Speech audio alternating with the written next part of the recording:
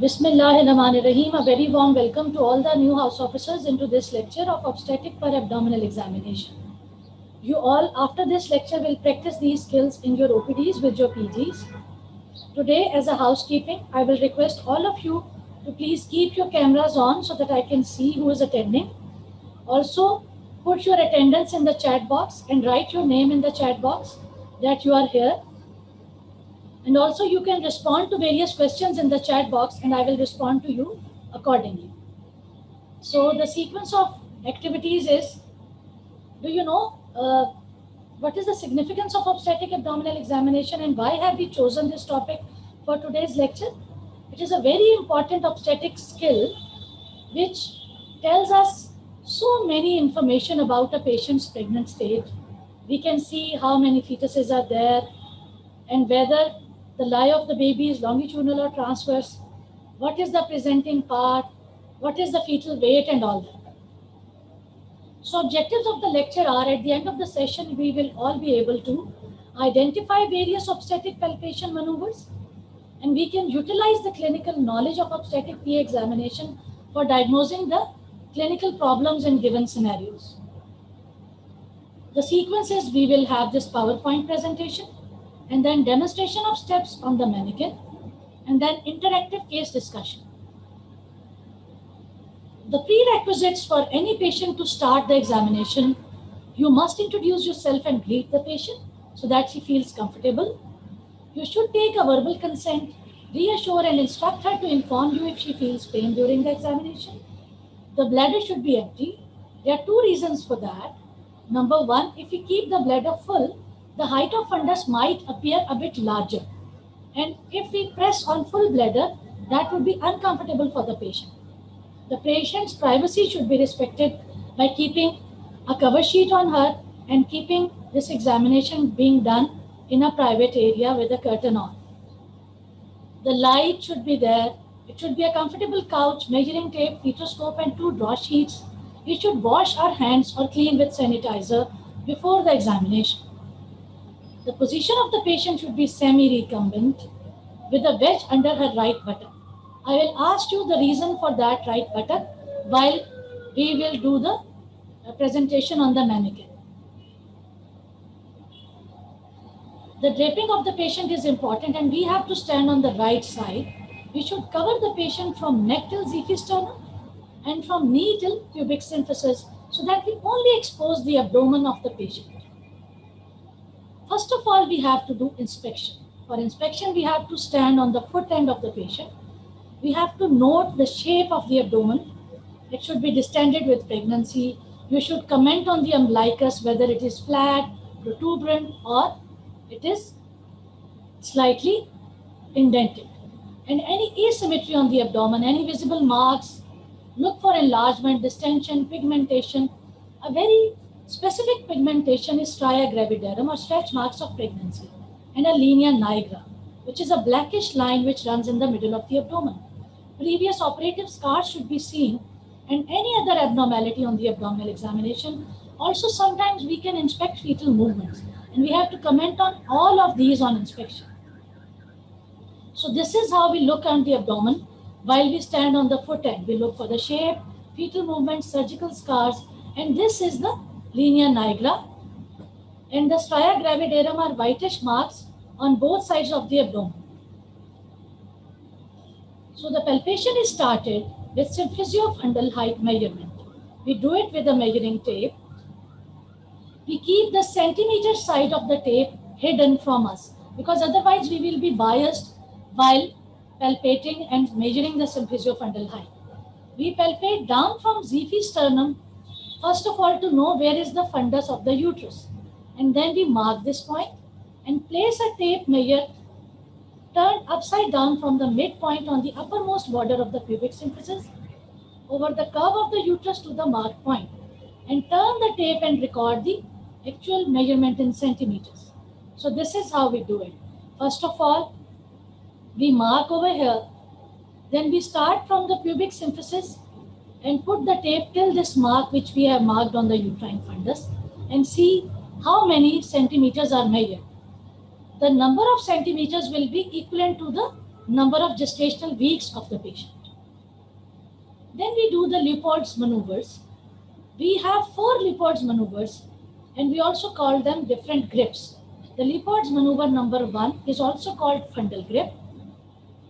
What we do, we put both our hands or single hand on the fundus. This tells us what is occupying the fundus of the uterus. If it is a hard, smooth, rounded pole, it means this is fetal head. If it is a soft, triangular pole, which is also continuous with fetal back and body, then we understand that it is the breech or the buttock of the fetus. The second Leopold's maneuver is also called the lateral grip. We push with one hand and we palpate with the other hand. Then we push with this hand and palpate with this hand right from top till the bottom. The lateral grip tells us which side is the fetal back, and the palms are placed on the other hand, which will let us know which side are the small parts of the fetus. This also tells us about fetal weight as well as the liquor volume. Then comes Pollux grips.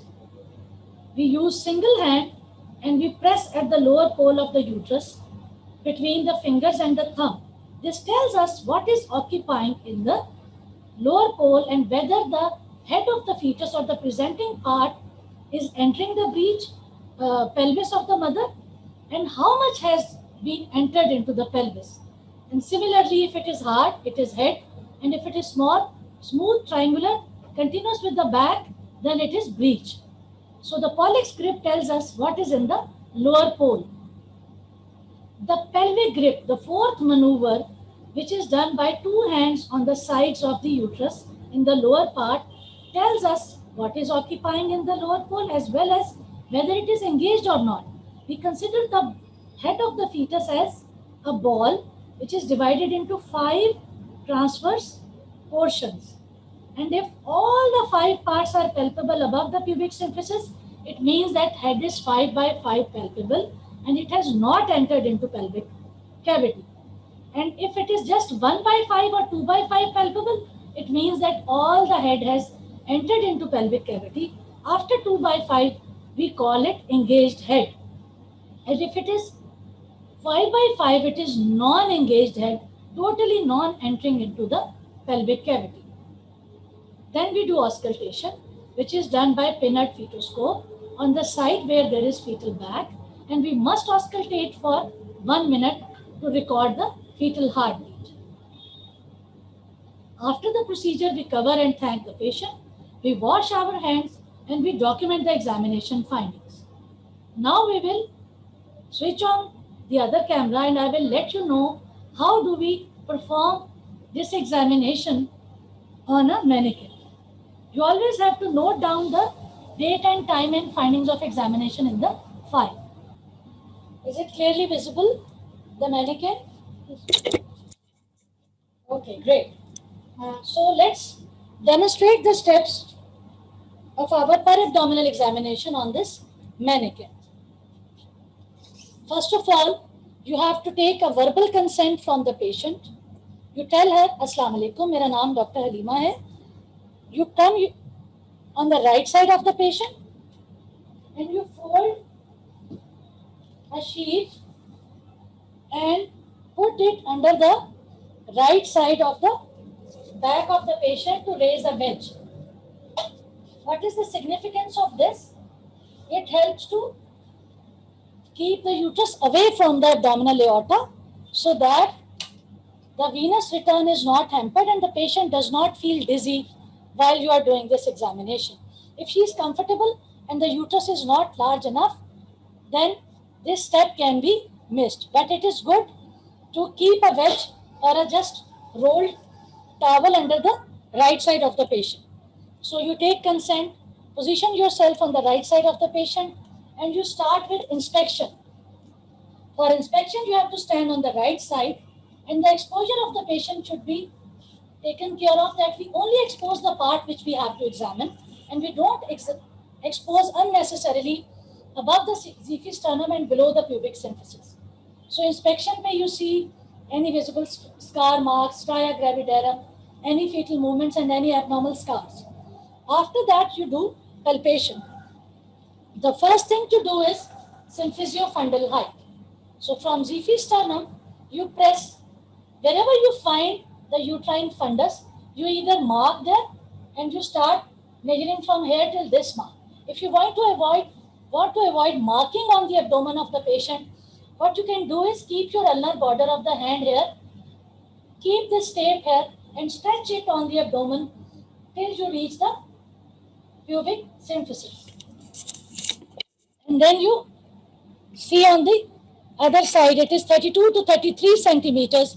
So symphysiofundal height is 32 to 33 centimeters. So it is 32 to 33 weeks. Number of centimeters are equivalent to period of gestation in weeks. So now we do the Paulick's, first of all, the Leopold's maneuver and the 4 grips. First grip is fundal grip. You hold the uterine fundus with both the hands and press and see what is occupying the fundus of the uterus. If it is globular, hard, it is head. If it is triangular, soft, it is breech. Then you do the lateral grip. You press with one hand, palpate with the other. Press with one hand, palpate with the other. Now you press with this hand, palpate with the other. Press with this hand, palpate with the other. The lateral grip gives you an idea about the lie of the fetus. The normal lie is longitudinal. If it is transverse lie, you would feel that fundus and lower pole is empty and only transversely the uterus is enlarged. So after lateral grip, you come to the Paulick's grip. Paulick's grip tells you what is occupying the lower pole, whether it is head or breech, whether it is engaged or it is totally free.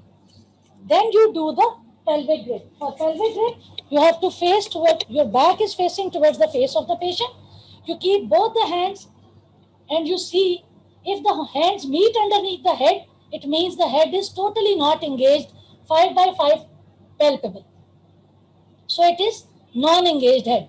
But if you feel that some 1/5 or 2/5 or 3/5 has entered and rest of the fifths are palpable as a globular part above the pubic symphysis, then you say 3 by 5 is palpable, 4 by 5 is palpable, and as I already told you, 2 by 5 means the head is fully engaged, only 2/5 is palpable above the pubic symphysis, rest is gone inside. Then you do the auscultation. For auscultation, you see where is the fetal back, which you have already determined by your lateral grip. You keep your fetoscope above or below the umbilicus and you start hearing. You might move certain places to locate the fetal heart. As soon as you locate, then you auscultate for full 1 minute and you make a tight seal. And you have to place this side on the abdomen and this side for your earpiece. And this is how you auscultate for 1 minute. After this, you cover the patient, you thank the patient, and you start documenting your findings. I wish all these steps make it clear to you, whatever we discussed on the PowerPoint presentation already.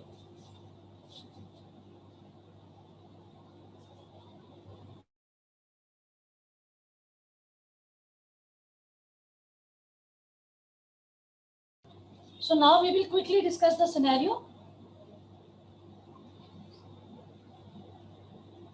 Start with you. So now we will quickly discuss the scenarios.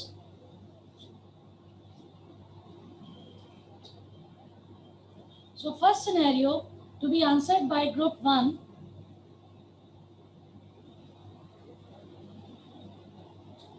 Mrs. R.K. came for obstetric examination at 36 weeks and her symphysiofundal height is 32 centimeters. Inspection says that it is normal gravid abdomen, stria gravidarum are seen. The back is on the right side, presenting part is cephalic. Lighter seems slightly less, head is 3 by 5 palpable. Estimated fetal weight is 2 kg. Auscultation reveals a fetal heart of 134 beats per minute on right side. What significant findings are detected? Group A, who will answer?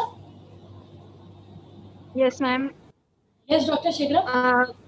Yes, ma'am. Ma'am, the significant findings are there is a stria gravidarum is present, and there is a height of fundus is 32 centimeter, that is decreased as compared to the gestational age, that was 36 weeks. And there is a So it means most probably it's a IUGR. It is an intrauterine growth What disease. other findings suggest that it can be IUGR? There is a Likert seems to be less, and estimated fetal weight is 2 kg. Thank you, Dr. Presenting. So we can diagnose a small for gestational age just by per-abdominal examination complete findings, and relating them to the clinical picture of the patient. So for case scenario group B, who will answer? Mrs. PN came Ma'am, for... I'm answering Dr. Aisha Iqbal. Okay, I'll ask Aisha. Aisha, Mrs. PN came for antenatal checkup at 34 weeks, previous to normal deliveries. Inspection is normal, fetal movements visible. Palpation says that it is 38 centimeters with multiple small fetal parts. Fetal back is not clearly felt. Liker seems more than normal. Auscultation, fetal heart sounds are audible above and below umbilicus, both and right and left sides. So what could be the significance of these findings? Dr. Aisha? Multiple fetal parts, symphysiofundal height 38 centimeters. Dr. Aisha Iqbal? Yes, ma'am. Ma'am, there are so many findings that suggest that there could be twin pregnancy. First, the symphysiofundal height is 34 weeks on the according to the ultrasound, but according to the examination, it's 38 weeks. And there is distended abdomen with multiple fetal movements seen, and there are multiple small parts also visible. And they have also distinguished it from the polyhydramnios by Liker being abnormal, being normal. And there are two heart sounds audible on the right as well as the left side. So this case suggests of twin pregnancy.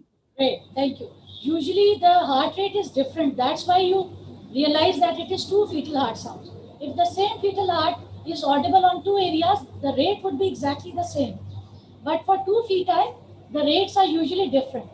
Coming to the case scenario 3, group C, Mrs. NY came in her 5th pregnancy.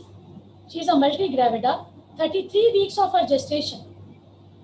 Inspection shows distended abdomen, flatter in the lower part. Palpation says that symphysiofundal height is 28 centimeters. Fundal grip says that uterine fundus is empty. Lateral grip says that transverse diameter of the abdomen is a bit larger. Pelvic grip and polygrip say that lower segment is also empty. Auscultation of fetal heart says that it is 146 beats per minute. So what is the diagnosis on these findings? Group C. Who will answer? Ma'am, Yes, please. these findings suggest that it can be a transverse lie. Why did you say that? Patient is 33 weeks of her gestation, and the findings suggest that the lower part is empty, and the fundal grip suggests that the uterine fundus is also empty. Yes. And the symphysiofundal height is less. So it. Yes. Thank you, Dr. Halima Shah. I guess you have really covered it well, and you can now diagnose with the given information that if upper and lower pole are empty, then you can diagnose transverse lie if the transverse diameter of the abdomen is more and there is nothing on the fundus and in the lower pole. Great.